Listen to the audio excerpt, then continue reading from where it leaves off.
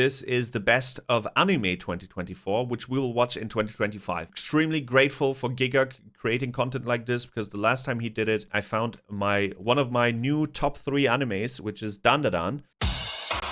Woo! 2024 has come and seemingly gone as soon as it began. It was certainly a busy year for global events, and I wouldn't blame you for just wanting to shut off the world and put on some anime. And thankfully, this year, anime Is the came to volume play.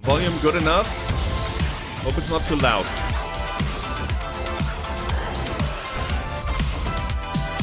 Anime just keeps continuing to soar in popularity for the better and for the worse. I still am getting used to how much of a global phenomenon it's become. School friends who never had any interest in animation will hit me up telling me they saw Dandadan. People who had never heard of Crunchyroll will casually talk about discovering this random Japanese show on Netflix. My parents watched anime this year. The idea of being a pure anime fan feels like Fun fact, my father watched One Piece live action without knowing what it was based on. For him, it was just a show. He enjoyed it. Like he didn't think it was a fantastic, like a great show, because he usually doesn't like all these exaggerated things, the VFX stuff. He also is not a fan of superhero movies. But he watched it and he was like, he recommended it to me. He was like, I watched a show called One Piece, and it was super funny to me that the live action of One Piece now catching people in their 60s. So JD is not the Lakers anymore. You mean 80? I hope. I don't know who JD is.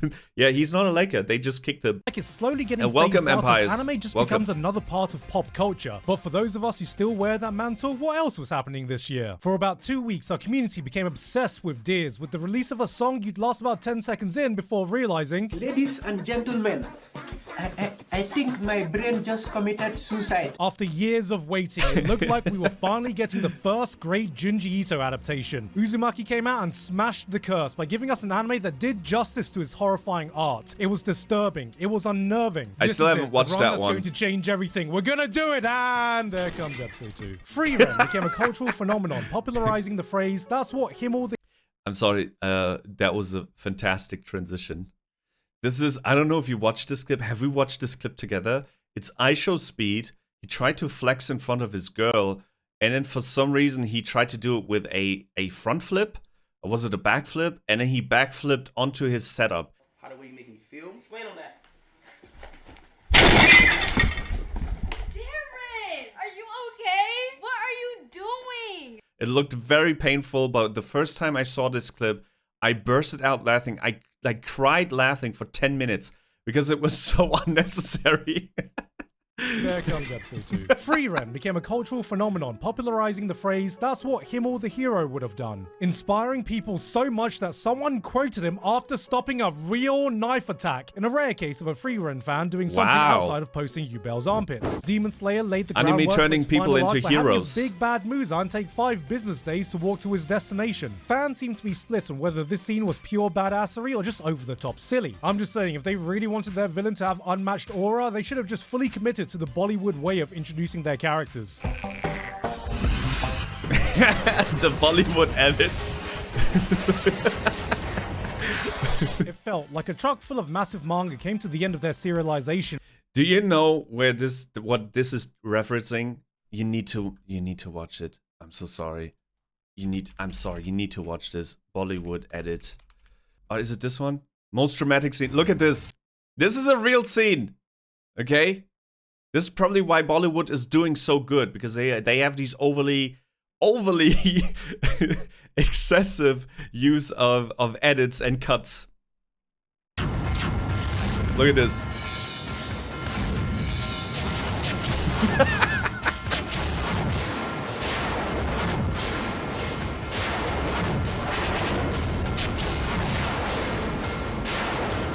This is real. Once again, I want to emphasize.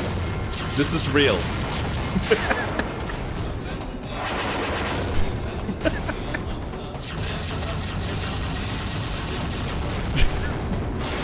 Bro, the editor was doing too much cocaine. I'm sorry. That is the funniest shit. All right, back to the video. Sorry.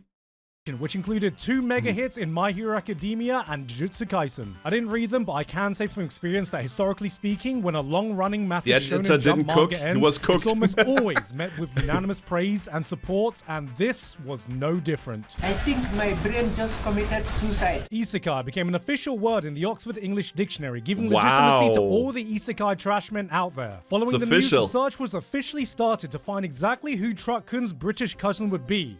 Here he is now.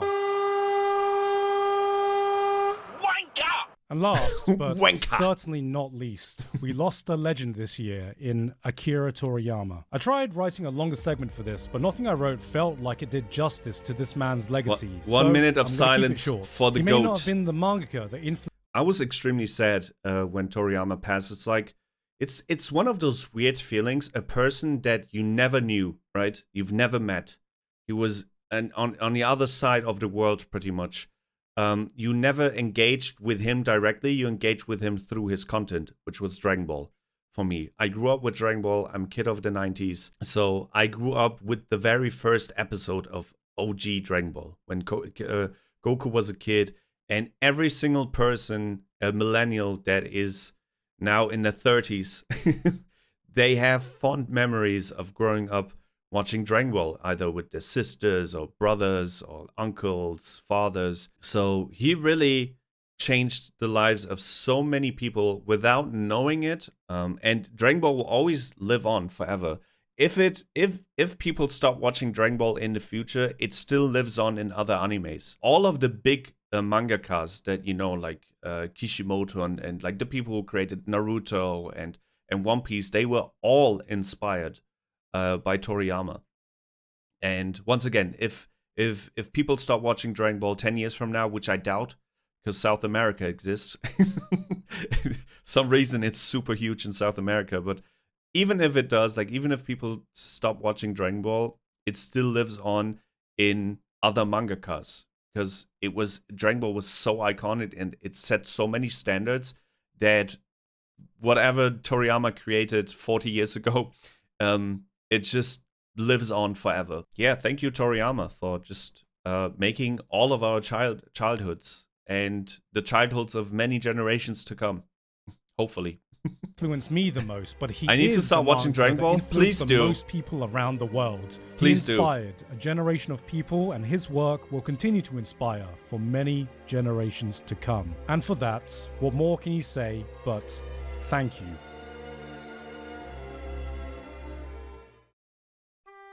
This was a weird year to try and distill down when picking my best anime. To avoid any confusions, these videos aren't just meant to be a definitive shortlist of my favorites, but it's my favorites that I want to passionately share and talk about with you guys. And normally, that's the vast majority. Finally recognize animes. A lot of my favorite shows this year, I don't have more than like 2 sentences to say, mainly because many of them have very recently been on previous year's list, and they just continued doing what they were doing so well. So for the first time, it felt right just to do some quick honorable mentions for the shows that helped define my year, even if I don't have much new to say. But before we get to that, I want to have a quick word about today's sponsor, Honkai Star Rail, a free-to-play sci-fi RPG from Hoyoverse with some of the most iconic characters they've ever made, such as Restless Vagrant. You idiot. We'll just steal off the miners. And right now is an exciting time for the game because a massive update is about to drop, because somehow it's already been a year since Penacony and a whole new world is coming. Amphorius is finally dropping as the new stop for the Trailblazers with new quests, areas and mechanics. And I am pumped because as someone who loved the Penacony arc, this looks like it's going to be living up to that insane quality. We've even been told that this time it's going to have a heartwarming story. A heartwarming story. I see no reason to doubt you, Hoyoverse. Of course, there's going to be new 5-star characters dropping too, starting with the Herta. Wait, Herta? The sassy lost tsundere of Star Rail? How the hell was she a 5-star now? Damn! Yes, she looks like... Queen is here. Wait, she looks like the one mommy from from Genshin. I forgot her name. Was it Lisa? To take her crown, complete with her 5-star upgrade. But that's not all, because she's going to be joined by Aglia, a new 5-star lightning Greek beauty. But I don't know why you're really here. You don't care about me. You just want free stuff, don't you? Don't you? Well, right now there is a free 5-star selection event that will last until version 3.2. But wait, there's more. By just logging in for 7 days, you can also get a free 10 pull. What, not enough? All right, a little greedy, aren't we? Well, here you go. Use the code on screen right now for 50 free Stellar Jades. Oh, I'm blocking the code. If you want to have free stuff and you're playing Honkai Star Rail, I should probably not block the code. So I'm gonna move my character to the right. So you see at the beginning, it's like ABC. ABC 1, and you can see the rest. There we go. There, are you happy? Works every time. So, what are you waiting for? Click that link in the description to download Honkai Star Rail today. Thank you very much to Hoiverse for sponsoring me today, and with that said, here are some of the honorable mentions. I actually really enjoyed this season of Oshinoko, maybe even more than the first season. This year, we shifted gears to spotlight the Japanese theatre, resulting in some of the best episodes we've seen in the entire series, with some insane direction at times that truly made you feel like you were living an authentic theatre experience.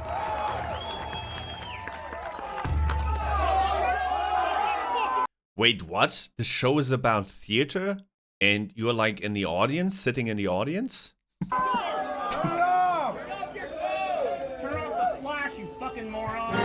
I'm kind of starting to think that this show is at its best when Aqua isn't the main focus and when it can highlight other people's emotional journey through the world of entertainment. There was some fantastic character writing here, and now that the manga has come to an end, I'm sure we all have a lot to look forward to in future seasons. I think my brain just committed. Mushoku Tensei diabolically dropped one of its best ever episodes on Father's Day, then preceded it in the most Mushoku Tensei style possible, leaving me with some mixed feelings. Not so much with the development, but more in the manner in which it was executed. For a series that historically has had no problem spending as much time as it needs exploring the complexities of human emotions, this one felt a bit out of sync. I still enjoyed it, but for the first time it left a bitter aftertaste in my mouth, and I'm not talking about whatever Roxy's been drinking. It was a delight to see the wacky chemistry between the Konosuba cast has not gone.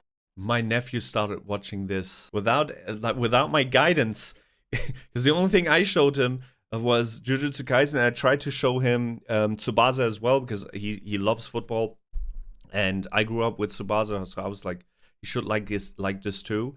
And Blue Lock, I'll take credit for that. He did not like Dragon Ball. Tried to force feed him Dragon Ball, didn't work. It did not work. And then I wake up one day, I go into the kitchen where he was already sitting with his tablet watching this. And I'm like, you don't watch Dragon Ball with me, but you watch this?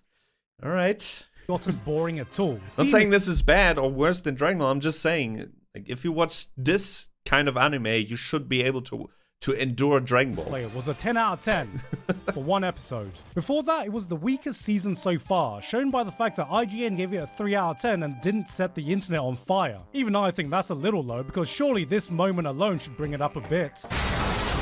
Still haven't watched Demon Slayer. Then there were the two juggernauts of last year, Apothecary Diaries and Freeren, continuing their amazing run from 2023 to 2024. I introduced my mum to Apothecary Diaries this year, thinking it'll occupy her for a good week, and I thought Does Freeren have something to do with ice or being cold? Because Frieren is a German word. I'm not exactly sure. Japanese anime creators usually like, or mangakas usually like using German words for some reason. And frieren means to freeze. I liked watching anime until I walked in one day later and she looks at me in the eyes and goes, "It's done." That was too short. It was at this point I realized no matter how powerful I think I am, I can never hope to match the power level of Asian mums watching their soap operas. And while I preferred the first half of Freeren that aired last year, it still continued to be a stellar show, tournament arc and all. I know everyone's thirsting over this green-haired girl, but I gotta say, the old man won my heart. A mage of principle and respect, reminding us that you may be out of mana, but you ain't out of hands. Showing the young'uns how to truly pound people up. No diddy. Make no mistake, if this was a simple one-sentence list, both of these shows would have easily ended up in my top 5. And on the other end of the spectrum, there were other returning shows like My Hero Academia. Dude, the sound just disappeared. Wait, let us go back. Other titles wrote oh, something in the other ship. Something in the video got muted. It's not on my end. Okay, it can be that My Hero or the creators of My Hero or the whoever is publishing it sent a copyright strike. That can happen. And then as a creator, you have the option to mute parts of your video. Boring. My Hero became the punching bag of jokes, while other titles rose up and grabbed the spotlight. And as time went on, it felt like those jokes turned into complaints, and then eventually those complaints turned into indifference. And while it felt like many people had given up on it, I quietly continued watching in hopes that one day it would remind me of why I loved the series in the first place. And this year, I remembered what it felt like to go plus fucking ultra.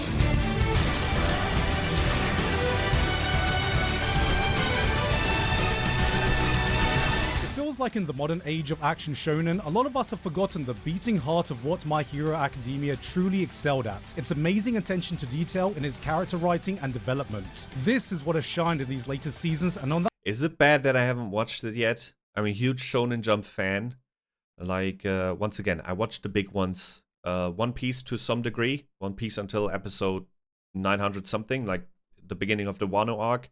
Watched Naruto. Did not watch Boruto, but I watched Naruto. Watched Dragon Ball, grew up with Dragon Ball. Watched Gintama, which is also a shonen. Is it bad that I haven't watched this one yet? Is it like the best shonen you can watch? Is he making fun of it because it's boring? I think, no, what he was trying to say is that people don't appreciate something that they call now like boring. They don't appreciate the journey of it. That was my understanding of his statement. That we take things for granted really fast, like anime fans. I think that was his point. That playing field, only a few of its competitors can compete. However, if you come into this as another battle shonen anime, you can definitely feel it being left behind when compared to the plethora of modern action spectacles its contemporaries have been showing us. Take this fight. We have Fireman versus Ice Boy and friends. It's a 1 versus many brawl. Fireman blasts them with a super hot fire, immediately rendering the team useless, and punches Ice Boy, but Ice Boy has a technique that neutralizes his fire, because, you know, he's actually half fire, half ice, and then punches Fireman, but then Fireman brings out fire that's even hotter than his previous fire, so Ice Boy brings out his ultimate technique, and even called a super duper ice punch. It was at this point I realized I'm not watching an active brawl. I'm watching a turn-based battle on autoplay. I know this sounds like complaints, but this is all to say that if you are able to get past all that, when you can focus on its strengths, when you see all these character stories... Oh, I think he's just saying that it has like old like type of anime tropes who do not hold up for like new school action shows like Jujutsu Kaisen or Chainsaw Man. And I agree, and that is why I have my issues with One Piece as well, because One Piece is essentially that. It's the back and forth. I'm stronger than you, then the MC, and then the MC goes, oh shit, he's stronger than me, and then the MC comes back, and then he like maybe loses again, and then he finds a new power up or a new technique, and then he beats the big villain, and then it rinses and repeats. And if you watch too many of those types of shonen jump, it can get a little bit stale and boring because you know what is going to happen. And that is why I love Jujutsu Kaisen so much, because it has a certain sense of urgency and danger, because even the characters who were extremely popular and in the fandom, like Nanami, spoiler alert, if you don't want to hear what I'm about to say, haven't watched Jujutsu Kaisen yet, or season 2 of Jujutsu Kaisen yet, please just take a break for 5 minutes. But they just straight up murder them. Popular, famous characters and among the fandom, he is not afraid, the dude who creates a Jujutsu Kaisen, to just kill them off. And that is also the thrill, the thing that I loved about a show like Game of Thrones. No matter how popular a character was, J.R. Martin or whatever his name is, George R.R. Martin, he was not afraid to just kill him off. And that makes the whole thing a little bit more realistic. If your main character never really gets punched or never really gets beaten or heavily like injured, and their friends all make it for some reason, and none of them get killed, and to me it kills the thrill a little bit, and it makes it predictable. And there's nothing more boring than predictability, I believe, in shows. Now, you don't want to make the show completely unpredictable, because there should be some sense of coherence as well. But if it's just too predictable, like if you're in the like older generation, and One Piece is not your first anime, it gets stale a little bit. Like the tropes, not saying the animation is bad or the story is bad, the characters are beautiful. I love the One Piece characters. Every single VTuber I've had 2 so far. Sounds like I had 5, but every single VTuber I had some sort of One Piece inspiration. Like I love the expressions that all the One Piece characters make. That's why we have the star eyes, for example. Wow, this is straight up from One Piece. Like sugoi. I love the One Piece characters. When I'm shitting on One Piece, it's not because of the charm, the story, the characters. All of that is fantastic. It's the fact that it is kind of predictable, And to me, as a longtime One Piece fan, it almost seems like, even though they add more things every season, almost seems like we're stuck in a loop. And it's like the story's always repeating. New area, new villains, oppressed country or oppressed people. They think Luffy and his crew, the Straw Hats, are the bad people. Then they realize they're actually the good people. Luffy fights whoever is oppressing the people in that new area. He loses the first time around and learns about the new ability. Then he fights them again and he learns either a new technique or a new power-up, and then he beats the villain. Everyone celebrates. They move on to the next arc. I think it could really, really help the story if we have another Ace moment. Please don't kill me, One Piece fans. I'm one of you. I'm just a little bit tired. Okay? I know that Wano's the best arc. That is the arc where I stopped watching One Piece.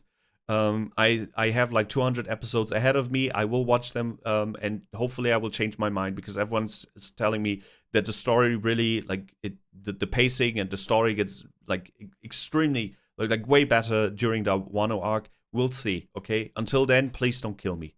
Please don't hate me. I'm on your side. I'm on your side. I've been watching One Piece since middle school, okay? Storylines collide, it is able to go places few other shonen action shows are able to, and this season was a non-stop barrage of that. Endeavor facing the mistakes of his parenting, Todoroki coming to terms with his family trauma, Bakugo turned into a sympathetic boy, Ochiko proves she's more than just a good girl, Himiko proving she's more than just a crazy girl, Deku stop listening to My Chemical Romance, All Might, Hawks, Dabi, Ida. They made me hype seeing Gentle again. Gentle? Fucking what? This almost didn't feel like an action show. This felt like an epic soap opera where coincidentally people solve their conflicts by punching each other. It may not be doing what shonen action does best, but it is doing what My Hero Academia does best. Now, approaching the finish line to its legacy, it felt like My Hero has stood up for one last hurrah as it looked me dead in the eye and said, "Don't worry, kid."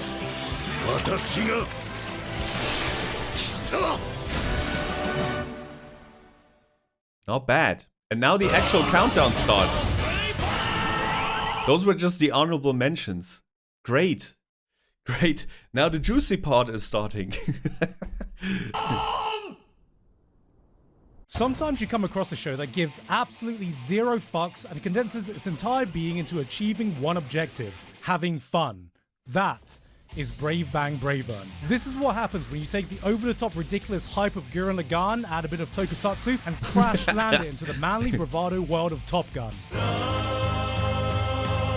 What the hell is happening Don't make here? it about as straight as it too. It is a non-stop, glorious celebration of the best parts you can find in the mecha genre, then throws logic. You know what? Those types of animes, and this goes for like real-life shows and movies as well, those are important. Sometimes you just need an anime or just a show or a movie that doesn't have deep stories or deep, like complex stories. Sometimes you just need a over-the-top, in-your-face show to relax and just be entertained. Out the window and amps And that is everything okay. up to 11. Cheesy speeches, fusion scenes, old school theme songs that will grow your beard 5 inches. It takes all of them, then proudly throws them in your face. Oh, what was that?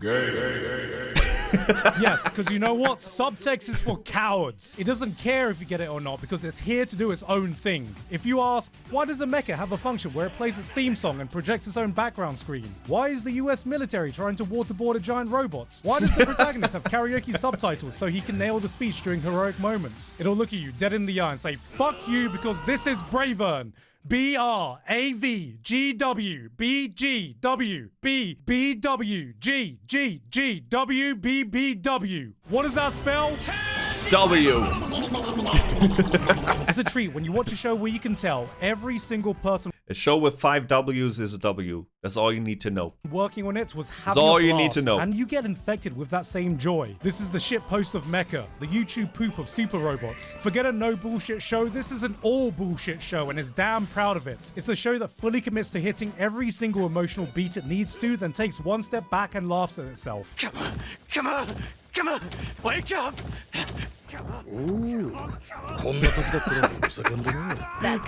I love this. If you're still unsure about He's trying to reanimate a person, revive them, and his friend was like, "My man, he's hitting it good." It's so funny. The appeal of mecha. If you're unsure of what makes super robots great, give this one a watch. This isn't just a love letter to the mecha genre, this will make you fall in love with mecha. You know, figuratively speaking. You know what? Here. After I started watching Dandadan, I'm so happy that more manga creators embrace sexuality a little bit. And sexuality that is more than just fan service, because sexuality has always been a case in animes, but usually it was very superficial, if you can say it that way. Maybe we get to a point in the future where we can actually see like an 18+ anime where the characters are not high schoolers, a little bit older than that, and actually also have sex scenes, like which is totally fine and normal in shows like live action shows or like real life shows and movies. It's totally normal because it's a totally normal part of life. And if you make a show 18+, why not add it? I know that sexual stuff and whatnot is highly, how should I say it, like a respectful topic in Japan. I'm not saying they should change their culture. I'm just saying that why not be a little bit more, like, implement it a little bit more into your shows, especially if they are super gory and like 18+ anyways. Why not add one layer to it? You know what I mean? No. Just hear me out. No. Not trying to change the culture or anything like that, because I know there will be one of you who are watching this in the future and be like, oh, look at this Western man trying to change Japanese culture. I'm not trying to change culture. I'm just saying you can teach me, educate me as to why that never happened, or maybe it happened and I just don't know about it because I don't watch that many animes. I'll try to increase my output. But let's make this an educational moment and don't point the finger at me, please. Okay, I'm on your side. No.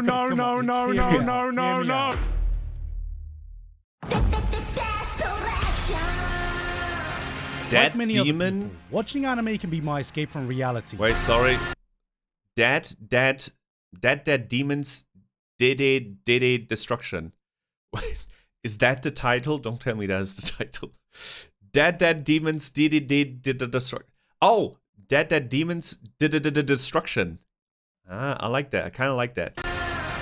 Like many other people, watching anime can be my escape from demons reality. did A place destruction. where you can enter a whole new world with stories that have absolutely no relation to the life you're living right now. So, what could be further from reality than a sci-fi show about alien invaders and the end of the world itself? It's the dreariest apocalypse of all time, where the world is going through an unprecedented global event. Misinformation, conspiracy theories, and finger-pointing have spread like wildfire on social media. Friendships are lost on where people stand with the issue of these aliens. Protests begin. Public trust is at an all-time low. The only thing that everyone can agree on is that nobody can agree on what to do next. Politicians prioritize the economy over anything else. More and more, it feels like there isn't a single competent person left in a position of power, and in between all that, the series asks, what does it feel like to be a teenager? Trying your best to grasp a sense of normalcy after living through major historical event after major historical event.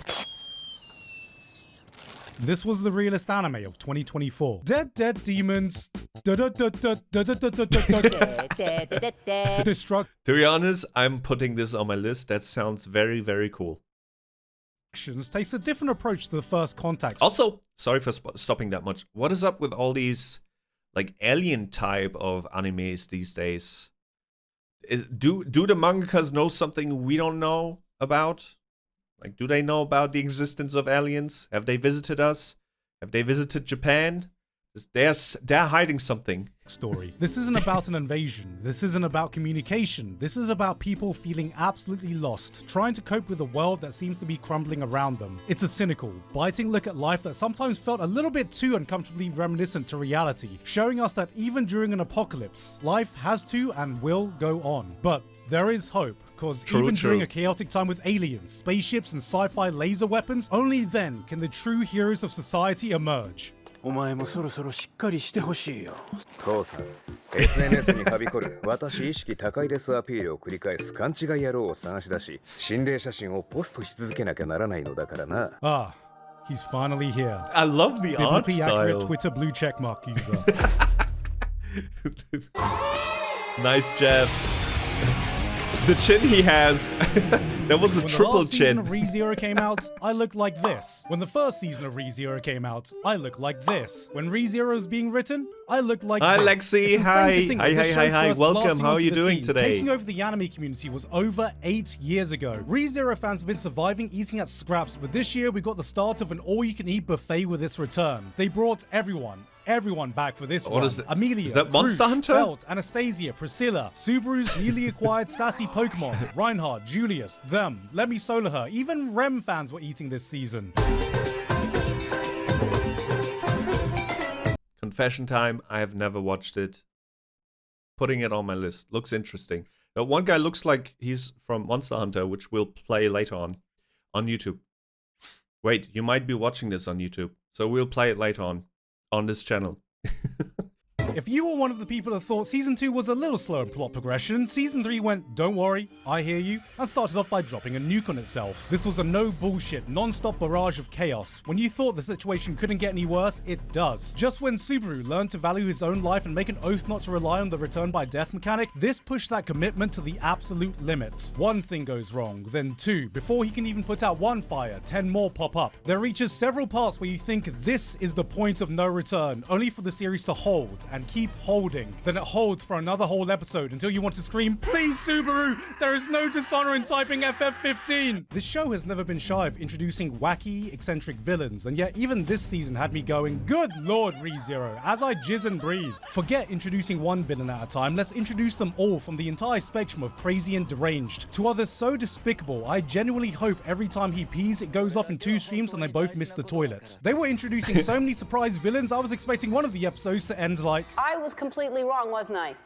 I had the dates wrong all this time. Did he come on out? Oh no!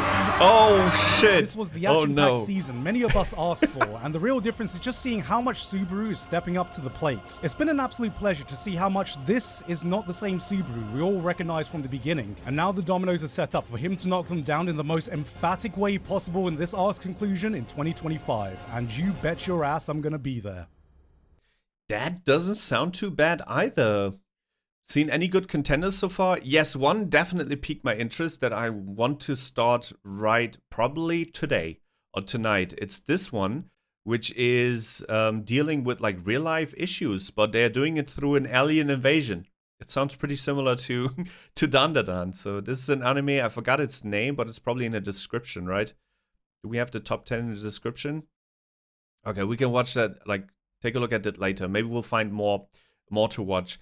But it's like an alien invasion, and the main characters have to deal with like real life issues, like misinformation in the internet, like issues that the entire humanity is currently dealing with.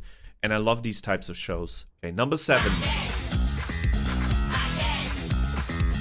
In the world of anime, there is no place more brutal, more cutthroat, more bloody than the romance genre. Girls duke it out in the battlefield of the protagonist's heart. Tears are shed, hearts are broken, blood, Oh no. protein is spilled. But as we all know, there can only be 1, 2, 100, 0 winners, while the losers are there just left to rot. But this year, too many losing heroines saw all that and went, you know, just because a girl lost doesn't mean she wasn't best girl in the show.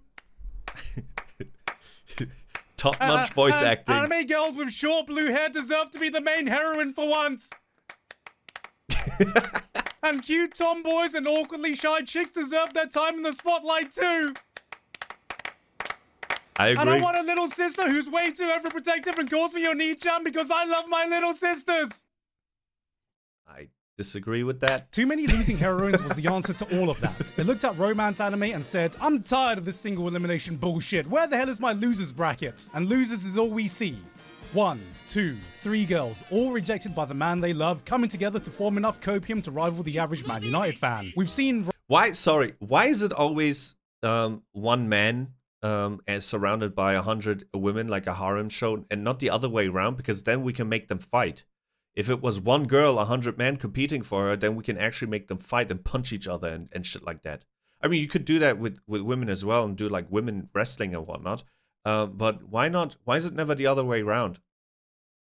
Or maybe there's already a show. Pretty sure there's one show. If there's a show like that I just described, is one girl and 100 men competing for her heart, by punching the shit out of each other or doing like obstacle races and whatnot, like Ninja Warrior, please let me know. And if there's not a show like that, start drawing.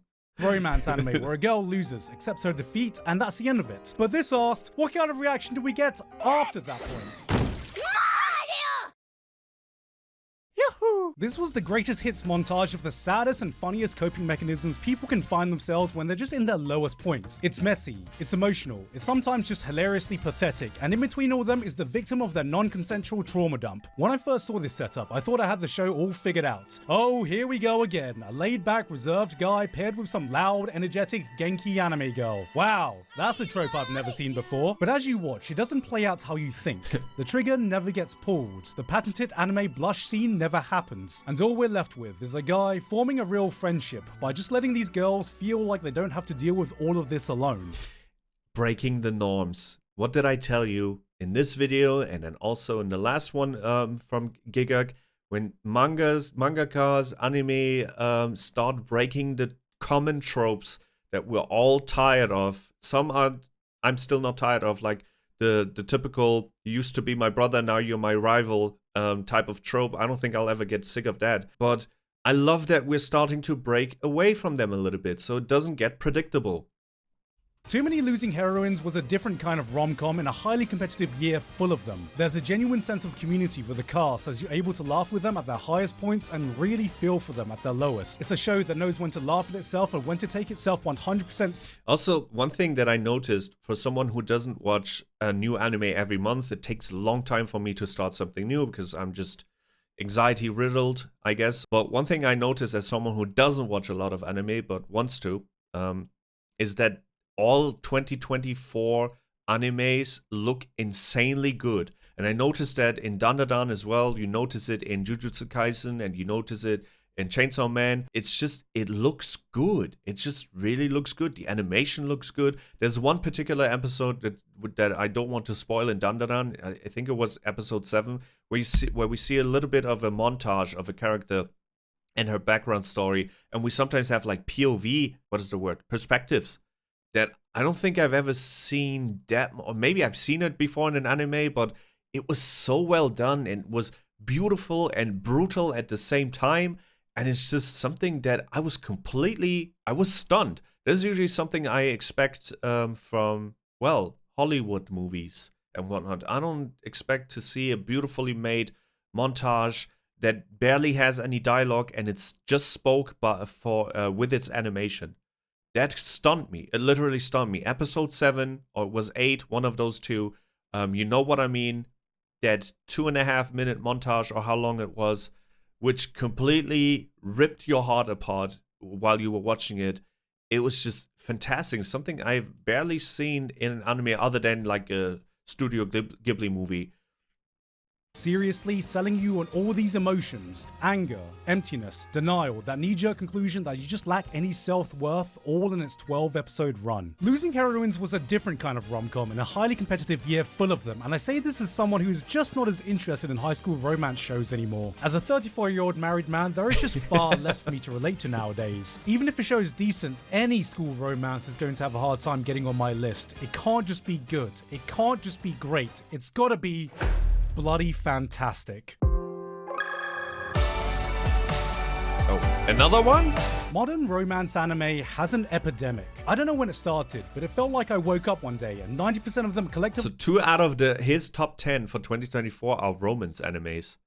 agree to do exactly the same thing. Let's just make a guilt-free, comfy show with minimal conflict, drama, and progression, showing daily interactions of some shy guy and a girl. Except the girl has the thing. You know what I mean? The thing. Maybe she communicates in Russian. Maybe she's just legally fucking blind. Maybe the thing is that she has undiagnosed schizophrenia. Where the hell did this all come from? Some call this an offshoot of the teasing genre, some call it comfort romances, and some call it bait for lonely dudes who get no bitches and stack no paper. With how much this is all blending together, I'm starting to call this shit the isekai of the romance genre. And now I'm doubly convinced I'm never going to be able to look at one of these shows the same ever again, because the dangers in my heart completely blows all of them out the water. No hooks, no gimmicks. This was just the purest depiction I've ever seen in anime of two people falling in love. Now, a wise man once said, I think love is just like cringe.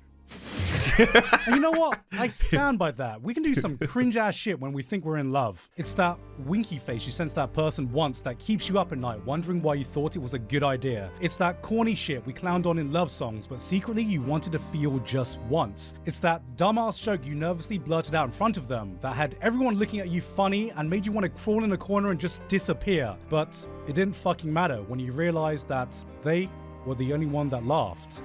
That is the dangers in my heart. This isn't about the chase. It's not about the will they, won't they. It's about two people slowly discovering a form of comfort that only the other person can provide. Not just someone that fills that hole of companionship, but the one person who can break down that bullshit barrier you put around yourself and accepts you for that person you're scared to show the outside world. That also happens in Dandadan. By the way, just a reminder. I'm pretty sure Dandadan will also be in here. It wouldn't surprise me if Dandadan is the number one. Here are two people just genuinely becoming the best versions of themselves when they're with each other, and God, isn't that what it's all about? This didn't feel like some crush. This didn't feel like some contrived anime love story. This is romance in its purest fucking form and a reminder of what falling in love should feel like. In the race of modern great romance anime, you've heard of Kaguya-sama Love is War? Well, get ready for Yamada-kun Love is Cringe.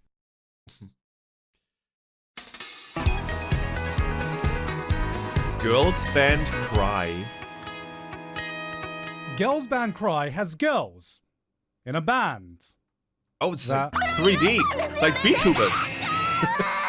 Anime is not new to the girl rock band concept. It all started in 2009 with Girls Band Chai. 2 years ago saw the uprising of the highly beloved girls band. But the amount of animes Gigguk knows is crazy.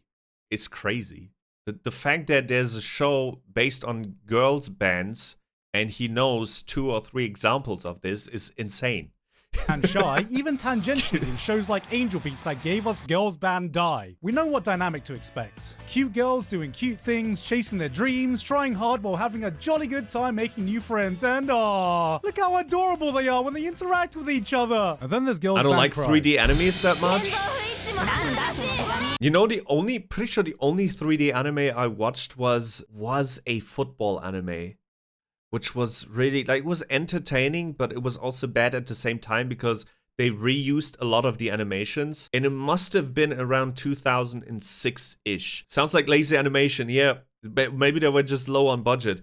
But I do remember from that show that there were, like, every time they were facing off, the enemy robot team was doing, like, some sort of dance. And that dance, as I said, was always the same. Like, they reused it every single time. Once again, it was very interesting because it was like in 2006 and I've never seen something like that before and after. Maybe I can find it. Let me just see. How do I look for it? Football anime 3D. And it had robots. It's the only thing I remember, dancing robots. Okay, or maybe it was a fever dream.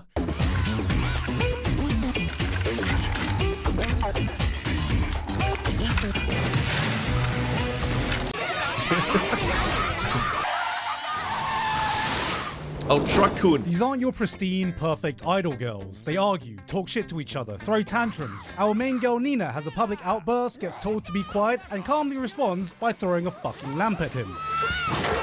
Nina is your average New Yorker, but it's this brutal honesty with each other that makes this show feel so real. Their friendship seems so genuine. The drama is not some cutesy nothing burger. Every person is carrying some trauma, a character flaw they live with. These girls act like girls. They can come off as childish, they can make naive decisions on their journey, and they, get this, do not get rewarded for it. This is no fairy tale, no idealistic story about chasing your dreams. This is a down-to-earth look at the harsh reality of staying true to yourself no matter what the world is telling you. But even so, they refuse to betray their character. These girls embody the true spirit of rock, both its ups and its downs, and it's through watching their struggles do you get some of the finest drama you can find all year. But ew, isn't this CG? I wonder if having these like 3D characters makes the show easier to create or more expensive and more complicated to create. I gotta say, man, I really love the way Gigguk describes these shows. This is like a very thoughtful analysis. So he doesn't just say, "Hey, this anime has girls and they're playing in a girl band." So he's always adding the layers in between. Like, the show's not just about girl bands, the show's actually about girls trying to overcome their challenges or whatnot. So I love the way he describes it too, because you always know what the show is about on the surface level and then also on the deeper levels. Alright, get the fuck over here. No! I'm back. Welcome back. I get that anime fans have a Pavlovian response anytime they see CG, but this is some of the best I've seen outside of Studio Orange. There's not a single moment where something interesting isn't happening in frame. Every movement adds so much character, micro-expressions that perfectly emphasize emotions, and concert scenes that bring the fucking hype to the fantastic music. Speaking of which, ooh, the piano. That piano.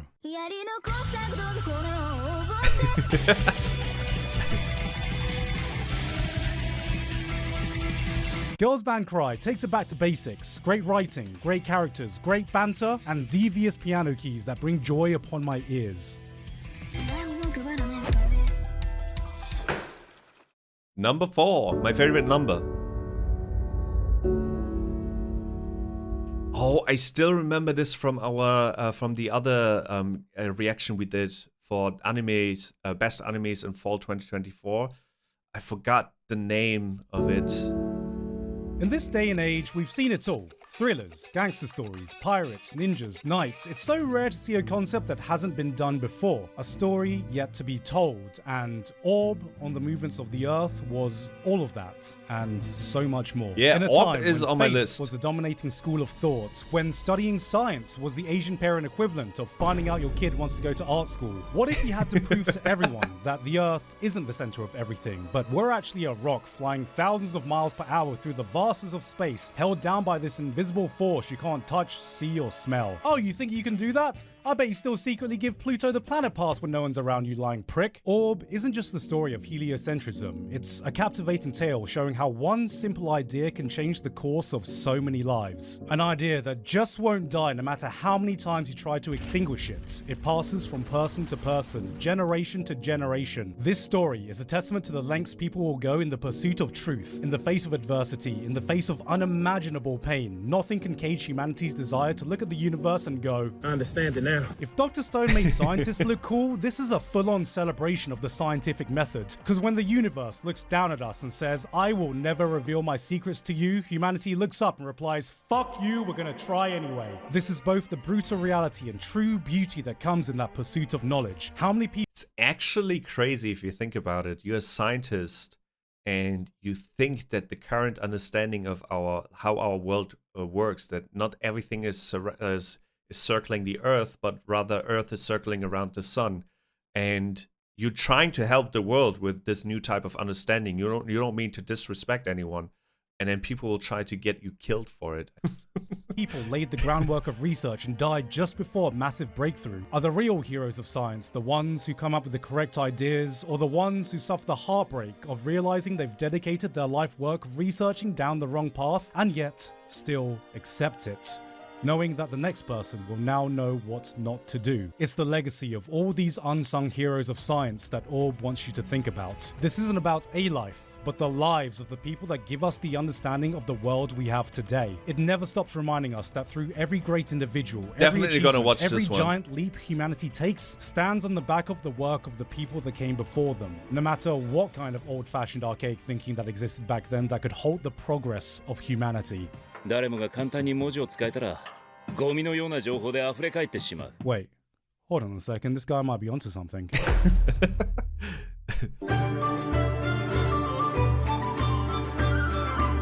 Delicious in Dungeon. That's his number 3. I don't think that was in the fall 2024 video of his, right?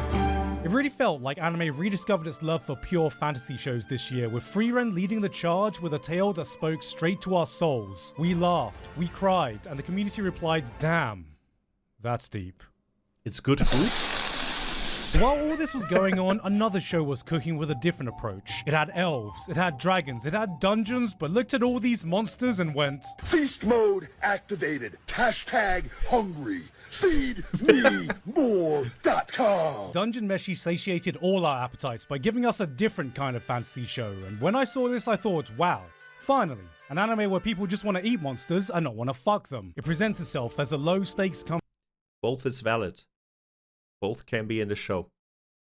Cooking shows and hits you with an attention to detail in its world building that most fantasy anime could only dream of. From the biology to the concepts, it takes these well-known creatures and reimagines them in a way to give them a sense of credibility that makes you forget that you're watching a fictional story and not some nature documentary. It'll introduce you to these treasure bugs, insects shaped like coins and jewelry that target unsuspecting prey. I like that a lot. Okay, that's kind of like real-life bugs that can perfectly camouflage themselves in nature. 2 episodes later, we see our first mimic, and if you're familiar with fantasy, mimics are some of the most well-known monsters responsible for many of your in-game deaths, I'm sure. But here, Dungeon Meshi gives them that believability by imagining them as some giant hermit crabs that gravitate towards chests as their home. Makes sense. But then, seemingly on a totally unrelated note, I love that this is a perfect show of taking what is known and then adding some spices, pun intended, to it and make it your own.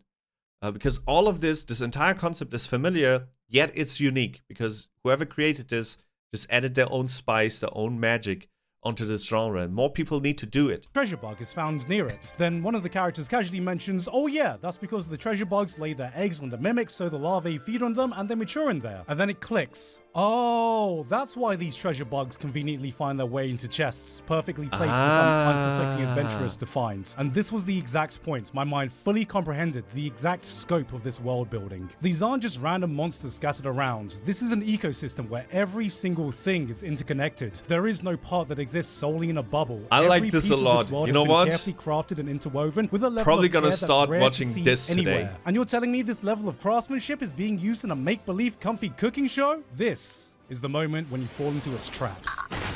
Oh! Oh! God fucking damn it. When Dungeon Meshi shows its true hand, you realize the food was simply a vehicle to Told you both is viable and both is present here. prep you for what the dungeon really is. This is a brutal environment we are nowhere near close to understanding or taming. This is not your comfy fantasy world. This is a Maiden Abyss-style Lovecraftian nightmare. A world that runs on its own set of rules beyond human comprehension that we have only just taken a single step into. Yet even through this turn, the series never loses its heart. The lovable leads always remain true to themselves. Marcial is still playing Elden Ring. Senshi is playing Cooking Mama. Chilchuk is playing Slay the Spire. Izutsumi just brought Stray. Everyone else is trapped in Darkest Dungeon. Meanwhile, Laios is in the corner going, FeedMeMore.com. Dungeon Meshi invites you to have a taster of this living, breathing world, and you forget for a moment that none of it's actually real. It'll lull you into its cozy vibe and smack you round the head when you get too comfortable, and by the end of it, sits you down to enjoy another delectable meal while you reflect on the journey. In summary, Good soup. Good soup.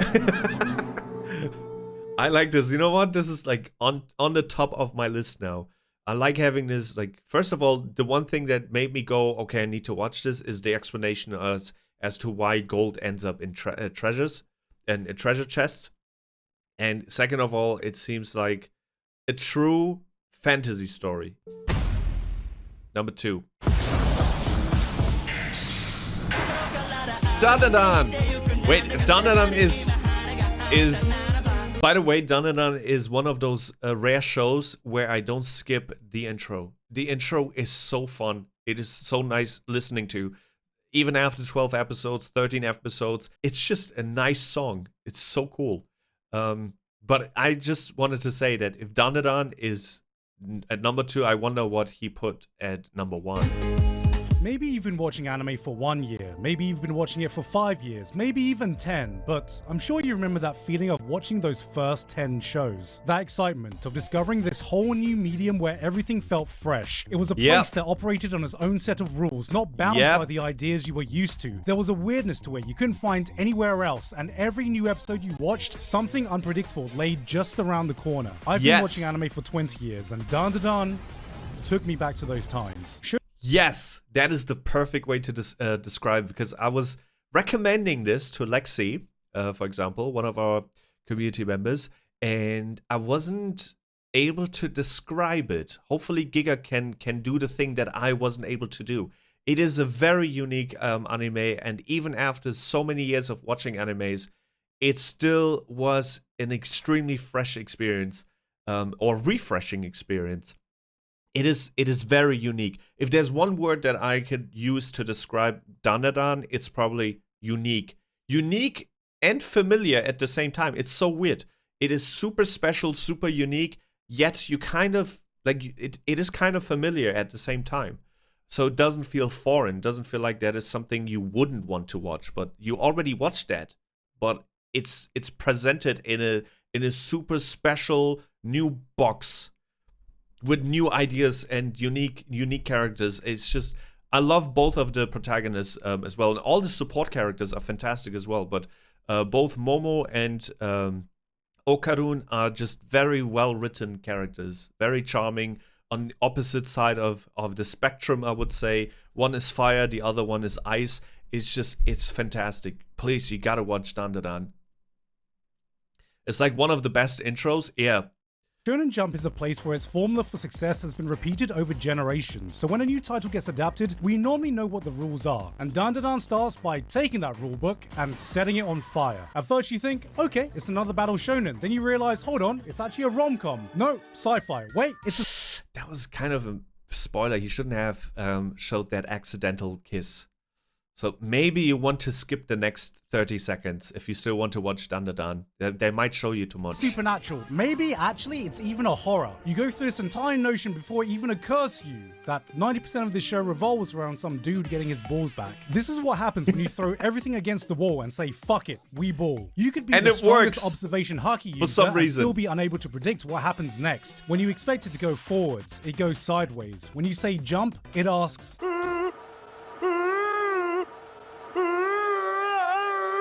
It exudes this childish freedom of expression you forget how to do as an adult, and the most incredible thing is that somehow, someway, it is able to take all this chaos and keep everything cohesive. This is a show that can make you laugh, make you cry, make you hype, leave you in absolute awe in some of its most beautiful moments, all while staying true to its own special brand of weirdness. In the sanitized, safe, risk-free world of modern entertainment, watching this reminded me of the childish excitement I should feel when watching a new anime. And the only thing holding this from the top spot is that we've barely taken a step off the starting line.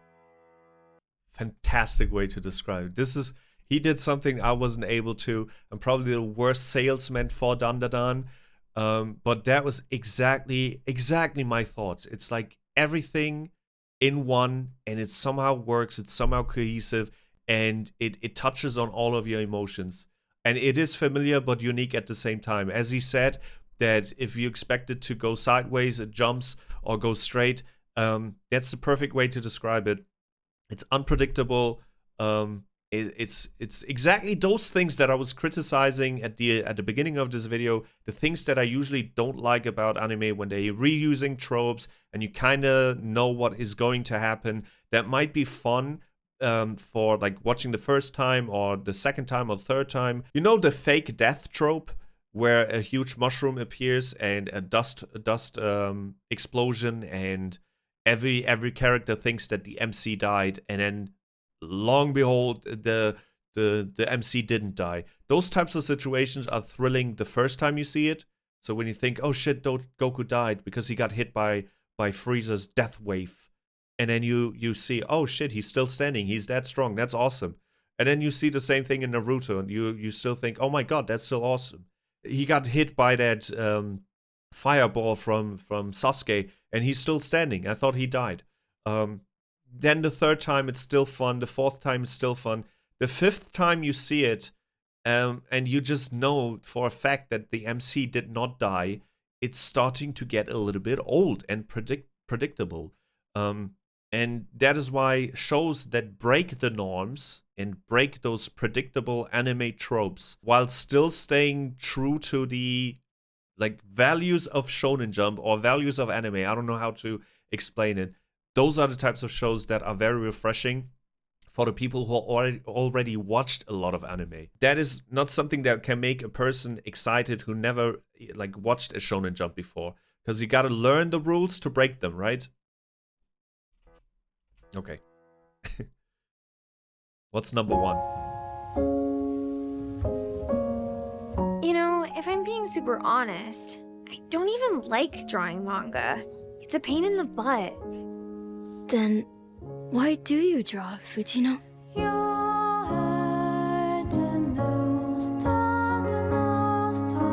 Look back. If you would, for a second, indulge me on this anecdote I think about a lot. It's 3 a.m. in the year 1988. An audio engineer in Hawaii is picking up after a late night of work when his phone rings. On the other end was a local musician who asked if he could come in and record something. Of course, the engineer told him that he was closing and they could easily come in the next day, but the guy pleaded to let him record this idea he desperately wanted to see through. 15 minutes later, that person came in. He played one song, Over the Rainbow? one take, and it was over.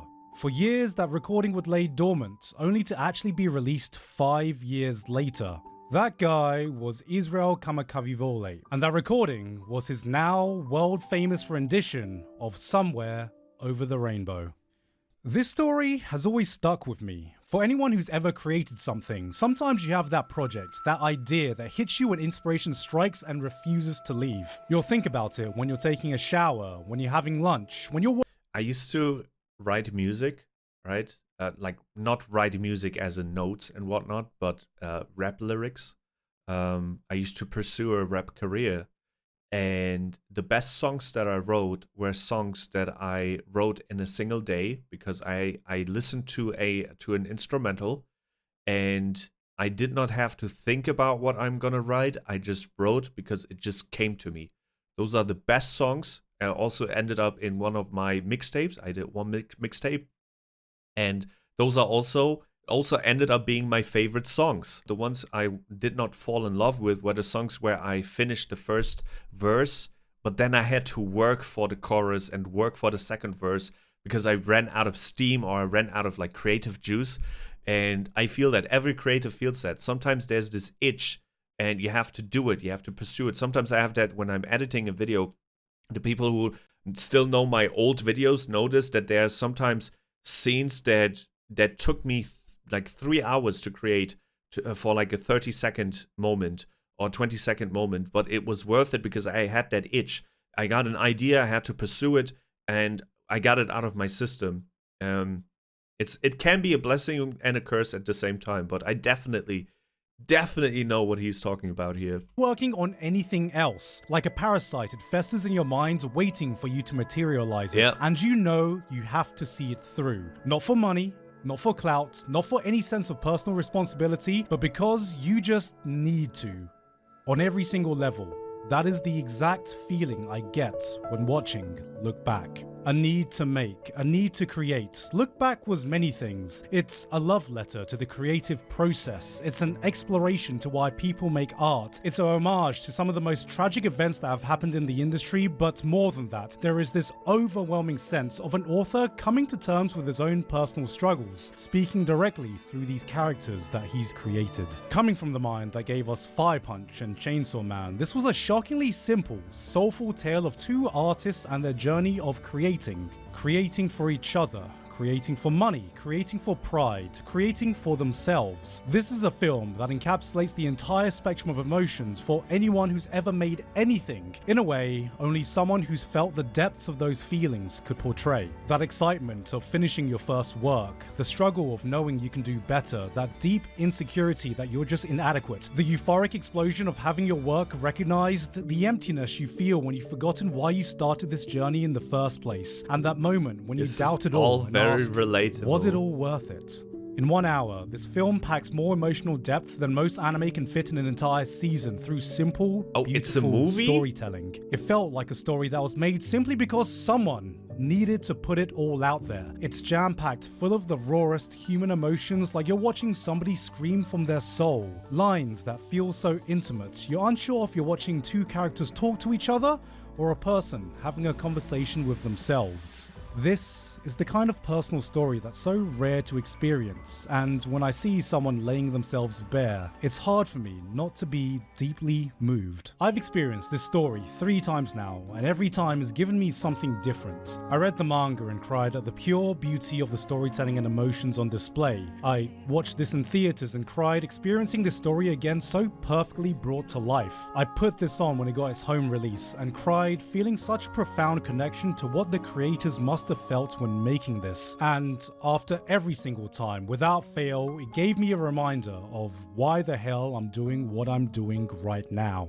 I'm sure some of you may think that putting a movie as my #1 anime this year feels like a cop-out, and yeah, it kind of is. I often try to make it a point to keep anime films and series separate. I've never put a movie in any of these rankings before, but no matter how much I reflected, no matter what other shows I put here, nothing else felt right. It had to be Look Back. Not because I wanted to give it exposure, not because of some review score, not because of any arbitrary qualifications. I put it here because, simply, I just needed to.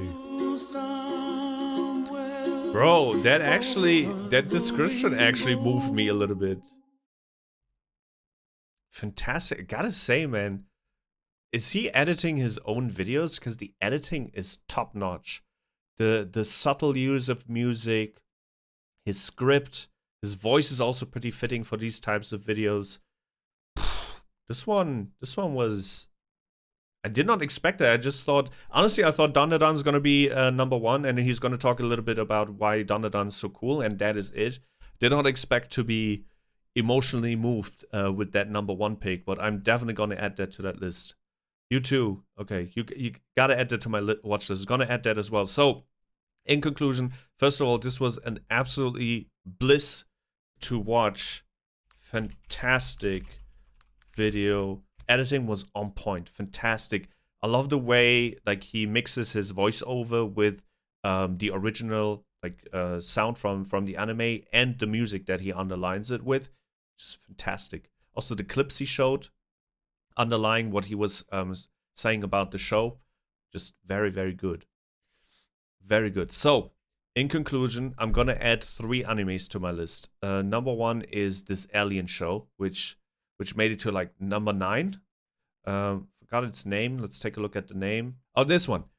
Dead Demons Destruction. That's gonna be added to my list. And then Orb needs to be added to the list. And the Food Dungeon one. Okay, so we have Orb, we have Dead Demons Destruction, Delicious Dungeon, and then this one. Look Back. Look Back, Delicious Dungeon, Destruction, and Orb. Those are the 4 animes that I will try and watch in 2025. And hopefully by the time I'm done with them, Gigguk will have a new top 10 anime recommendation from like 2025. Should be able to watch those 4. Yeah, fantastic video, fantastic summary, description. What I love the most about this video were the description of them. So even the shows that I'm probably not gonna end up watching were described in a very, very, very awesome way. Check the original video out if you want to support Gigguk. Hope you enjoyed my reaction to it and my commentary to it. If you did, please let me know in the comment section below. And we'll see each other in the next one. Jinyo.